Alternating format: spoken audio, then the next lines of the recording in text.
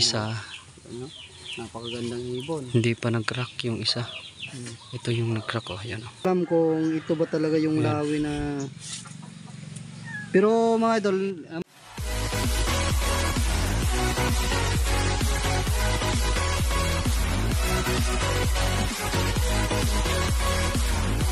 magandang araw sa inyo mga idol. Share sa inyo lahat. Shout out sa 45,000 subscriber natin. So ngayon mga idol, nabitin kayo sa Crack itlog yung ng isa. lawi na napisa. Ito yung nag-crack, oh. Yan, oh. Sana. Di ko muna yun ikinontent mga idol kasi baka mabash na naman ako doon. Kasi nung una kong nag-content noon, nung nakarescue ako ng itlog, namatay yun, nag-aabing basher ko noon. Kaya hindi ko muna ikinontent. Pero napisa na yun mga idol.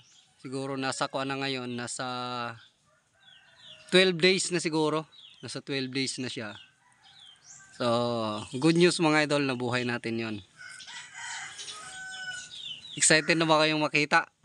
Ano kaya magandang pangalan nito mga idol? Saka gusto mo shoutout, comment lang kayo mga idol para ma-shoutout kayo next upload natin. So, thank you sa suporta ninyong lahat. So, ito mga idol. Dito ko siya. Dati doon to sa loob ng bahay kasi nilalagyan ko pa to ng ilaw para yung parang gasera para medyo siya mainitan din siya kasi maliit pa to. Para mainitan siya, nalagyan ko lang din ng tubig para hindi masyadong sobrang init talaga. Ma-absorb din ng tubig. Pero ayan, malaki na siya. So, papakainin natin ngayon. Yung pinapakain ko nga pala sa kanya, isda. Kasi ang mga lawi na to, yung paboritong pakain sa kanila ng mga inahin nila, isda talaga. So, may minsan mga sisiw din ng manok yung pinapakain nito. Kaya ayan. Ayan, makita nyo.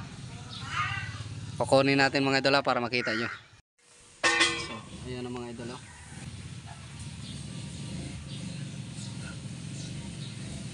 Di ko wala pang pangalan to mga idol. Comment nyo mga idol kung anong magandang pangalan dito. So ito nga pala yung ko.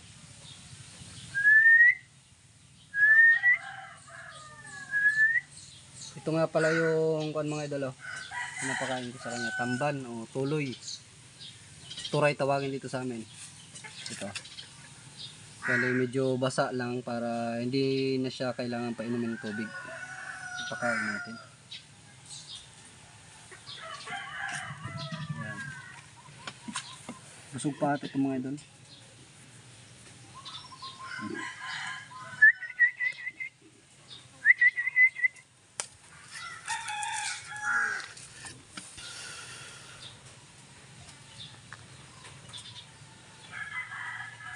Busog pa.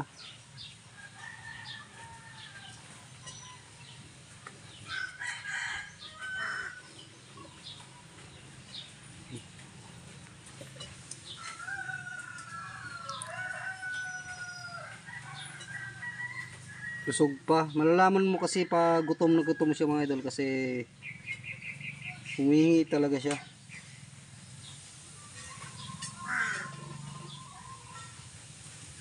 Ngayon na lang. Pagutom na lang. Yan, update ko lang sa inyo. Tingnan nyo mga idol.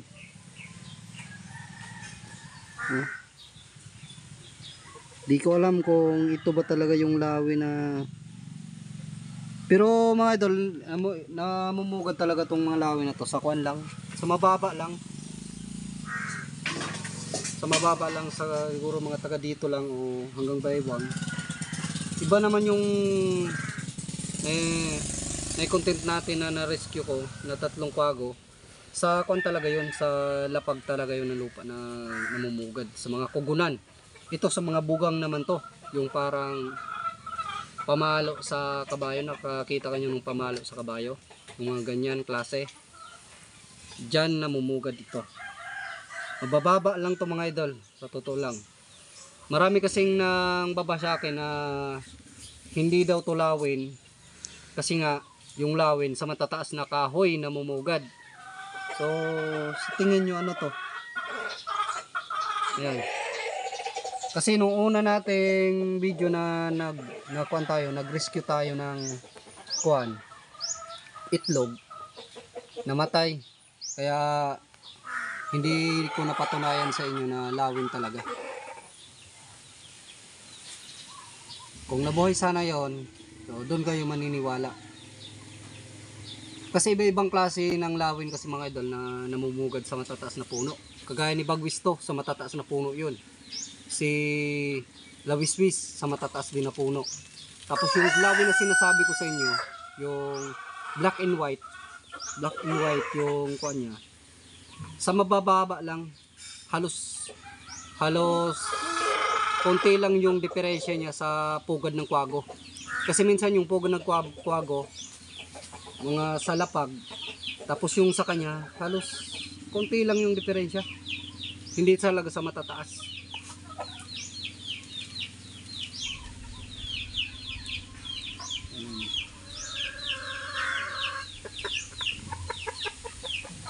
Tingin nyo, hindi yan lawin.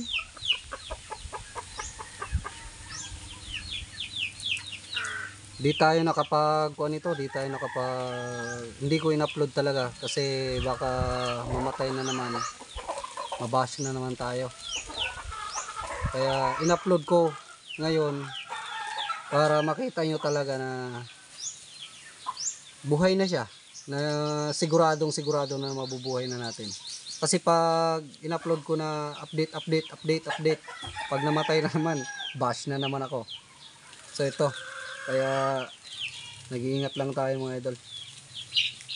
Pero ginawa natin lahat para mabuhay to. Grabe yung sakripisyo natin sa pagbuhay lang nito. Tapos yung meron pa tayong tatlong kwago na naman. Grabe yung sakripisyo din natin. Grabe yung sakripisyo sa pagpapakain. Gastos. Baka meron kayo dyan mga idol. Kahit konti lang, pang bili-bili lang ng kuan. Napakahirap kasi ng sitwasyon ngayon dito. Sa amin wala kang trabaho dito. Yung trabaho ko nga lang, lipat kalabaw, igib ng tubig. Yun lang, sa babuyan. Yun lang yung trabaho ko. Kung mapagkakitaan, wala kang trabaho ngayon dito. Kaya ito yung time na tinatawag sa amin dito na tigutuman o tigutom. Yan. Ayan mga idol. Kita nyo? Napakagandang ibon. Ayan.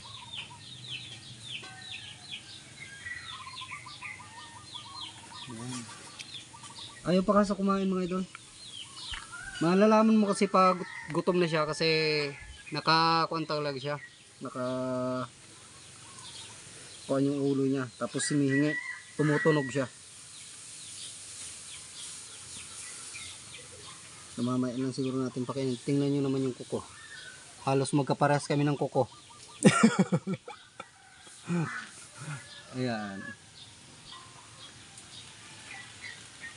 Di ko alam mga idol kung ito ba talaga yung lawin na black and white. Kasi tingnan nyo yung kuan nyo. Iba. Sabi kasi ng mga bata, black and white daw yung nakita nila doon na ali-aligid sa kuan. Nung binigay sa atin ng bata. Black and white daw na lawin. Kasi yun naman talaga yung palaging namumugad sa mabababa lang na area. Sana ito nga yung black and white na sinasabi nila.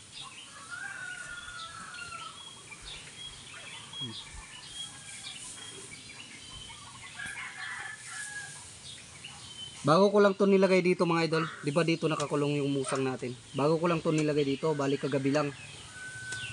Dito. Sa loob ko kasi ito nilagay. Bali, inilawan ko pa ito din dati. So, nasa 12 days naman siya. Okay na siya. Hindi naman siya nagiginawan dito. Kasi, ayan, paggabi, nakakuan lahat to. Close lahat yan. So, ayan. Mamaya na lang natin pakainin mga idol. Update ko na lang kayo ulit nito pag papakain natin.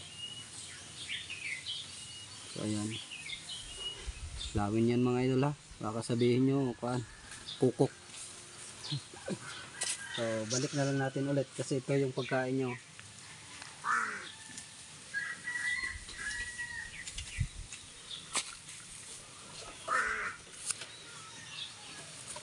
Diyan siya mga idol ah.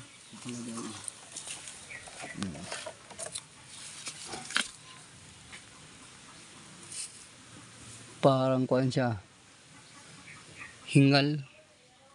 Mainit. Kuha natin para makalusot yung hangin. Hingal siya. Paggabi, naka-close lahat yan para hindi siya maginawan. So, sara lang natin to para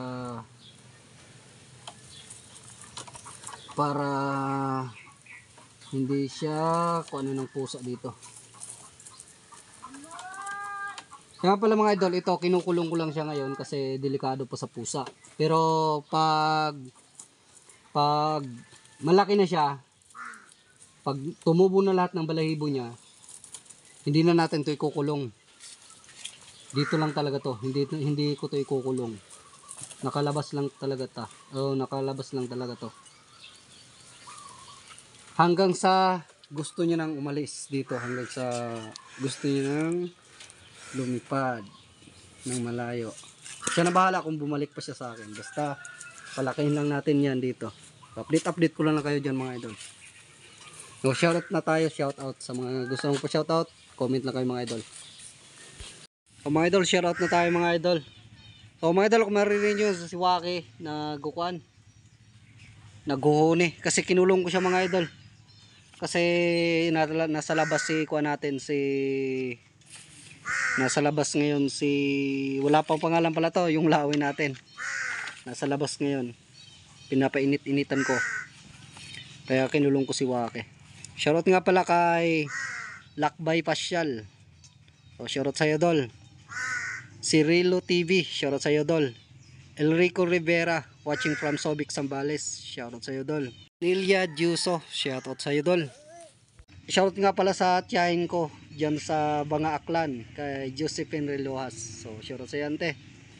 At kay Buddy Galawin, watching from La Trinidad, Benguet.